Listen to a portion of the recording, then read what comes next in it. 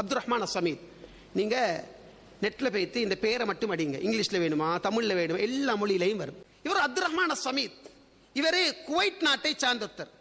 இவர் அதாவது இவர் மனநல வைத்தியர், ஒரு கவுன்சிலர், ஒரு சைக்காஸ்டிக், ஒரு டாக்டர். அவர் அதோட இந்த வயிற்றில் வரக்கூடிய புண்ணுகளோடு சம்பந்தப்பட்ட கெஸ்ட்ரைக்கோடு சம்பந்தப்பட்ட நோய்கள் சம்பந்தமாக ஸ்பெஷல் முடிச்சொத்தர்.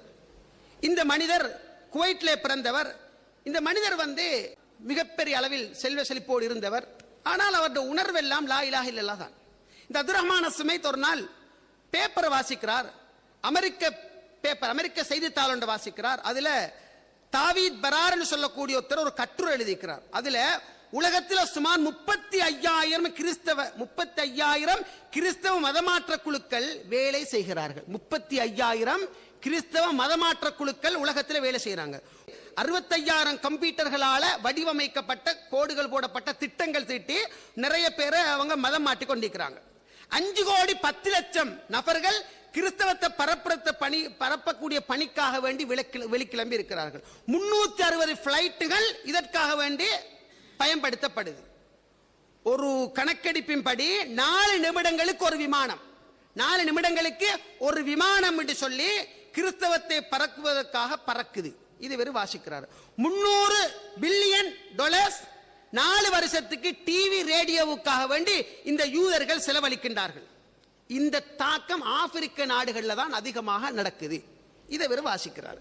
யாரு? அப்துல் ரஹ்மான் அஸ்ஸமீத் அல்லாஹும்ம ஃகிஃபிர் லஹு. இவர் வாசிக்கிறார். வாசிச்சதோட இவர் பார்த்தாரு, ஆப்பிரிக்க நாடுகள்ல முஸ்லிம்கள் செறிந்து வாழ்கின்ற நாடாச்சு. அங்க இருக்கக்கூடிய அந்த நாடுகள்ல முஸ்லிம்கள் செறிந்து வாழக்கூடிய நாடு. இதோட தாக்கம் நிச்சயமாக தன்சானியா, மடகஸ்கார், நைஜீரியா இந்த நாடுகள் எல்லாம் தாக்கத்தை ஏற்படுத்தும். முஸ்லிம்கள் செறிந்து வாழுகின்ற ஒரு பகுதி. அங்கு பைபிளோடு குர்ஆனா, வீட்டுக்குள் முஸ்லிம் பெண்மணிகளோடு முஸ்லிம் ஆண்களோடு குர்ஆனை வைத்து விட்டு வேறு வேறு வேத வழிபாடுகளா அவருடைய உள்ளம் தாங்கல்ல. ஆப்பிரிக்கா ஒரு நூல் எழுதினாரு. ஆப்பிரிக்காவுக்கு ஒரு கண்ணீர் துளி அப்படி ஒரு நூல் எழுதினாரு. இந்த மனிதர் என்ன செஞ்சாரு? அவரு இதை பார்த்ததோட இவர் முடிவு செஞ்சாரு, லா இலாஹ இல்லல்லாஹ்வுக்காக நான் ஆப்பிரிக்காவுக்கு போறேன். சுப்ஹானல்லாஹ். ஆப்பிரிக்காவுக்கு போனாரு. நீங்க வரலாற்றை படிச்சு பாருங்க. அவருடைய அந்த தஅவா பணி ஆரம்பித்ததிலிருந்து 1,10,00,000 பேரை இஸ்லாத்துக்கு எடுத்துட்டு தான் மதீனா போனாரு. சுப்ஹானல்லாஹ். 1,10,00,000 ஒரு டாக்டர். சகோதரர்களே, 1,10,00,000 பேரை இஸ்லாத்துக்கு எடுத்துட்டு தான் மதீனா போனாரு. அலியே, உங்களூடாக ஒரு மனிதனுக்கு ஹிதாயத்துக்குரிய வழியை பாதை அமைத்து கொடுப்பது உமரின் நாம். என்ன சிவத்த ஒட்டகை உலகமே கிடைப்பதை விட பெருமதியானது. 1,10,00,000 பேர் இஸ்லாத்தை நுகர்றாங்க. 60 லட்சம் குர்ஆன் பிரதிகளை பரிசளிப்பு செய்றாரு. அவருடைய மௌத்துக்கு போற கணக்கு பார்க்கிறாங்க. 860 பாடசாலைகள், 840 மதரசாக்கள், 4 கேம்பஸ்கள், 124 ஹாஸ்பிடல்ஸ்கள். அப்துல் ரஹ்மான் முஸ்தஷ்ஃபா, முஸ்தஷ்ஃபா அப்துல் ரஹ்மான் வைத்தியசாலை என்று சொல்லி அப்துல் ரஹ்மான் அஸ்ஸமீத்துடைய பேர்ல எத்தனை 124 வைத்தியசாலைகள், 204 இஸ்லாமிய நிறுவனங்கள், 5700 மஸ்ஜிதுகள். சுப்ஹானல்லாஹ். 15,000 அனாதைகள் அவருடைய அரவணைப்பின் கீழே என்று சொல்லி மிகப்பெரிய வேலைகளை எல்லாம் செய்து சாதித்த ஒரு மனிதர் தான் இந்த அப்துல் ரஹ்மான் அஸ்ஸமீத். கிங் ஃபைசல் அவார்டுன்னு ஒன்று கொடுப்பாங்க. அதாவது ஜாக்கிர் நாயக்கும் கொடுக்கப்பட்டுச்சு.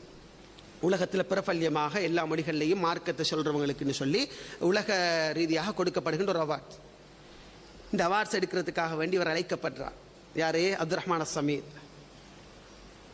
அழைக்கப்பட்டு போறார் ரஹ்மத்துல்லாஹ். போனால் மேடையில வச்சு 7,5 லட்சம் சவுதி ரியால், 7,5 லட்சம் அதாவது சவுதி ரியால் அவருக்கு கொடுக்கப்படுது. ஜித்தால வச்சு நடக்குது. இன்றைக்கும் அந்த கேசட்ல எழுதப்பட்டிருக்கான். என்ன எழுதப்பட்டிருக்கு தெரியுமா? 7,5 லட்சம் சவுதி ரியால அப்துல் ரஹ்மான் அஸ்ஸமீத் கூட எத்தனை கோடி வரும் இலங்கைக்கு? அது கொடுத்தாச்சா? அதை எடுக்கிறார். அதை எடுத்து அவர் செய்த வேலை என்ன தெரியுமா? அவரோடு கூட்டிக் கொண்டு வந்த ஆப்பிரிக்க கல்வி அமைச்சர் கையில அந்த மேடையில வச்சே திருப்பி கொடுக்கிறார். எடுத்த அந்த பணத்தை ஆப்பிரிக்கால இருந்து கூட்டிக் கொண்டு வந்த கல்வி அமைச்சர் கையில் அப்படியே கொடுக்கிறார். சகோதரர்களே, கிங் அவார்ட்ஸ் எடுக்கிற எல்லாருமே பெரும்பாலும் அதை மார்க்கத்துக்காகத்தான் கொடுப்பாங்களாம். இந்த மனிதர் செஞ்ச வேலை என்ன தெரியுமா? மௌத்துக்கு பின்னால் எவரேஜ் பார்க்கறாங்க எப்படி தெரியுமா? ஒரு நாளைக்கு 13 பேர் என்ற அளவில், இவர் பிறந்த நாள் முதல் மரணிக்கின்ற நாள் வரைக்கும் ஒரு நாளைக்கு 13 பேர் என்ற அடிப்படையில் இஸ்லாத்துக்கு வருவதற்கு வழியமைத்து கொடுத்த மாமனிதர் தான் அப்துல் ரஹ்மான் அஸ்ஸமி. والذين جاهدوا فينا لنهدينهم سبلنا وإن الله لمع المحسنين.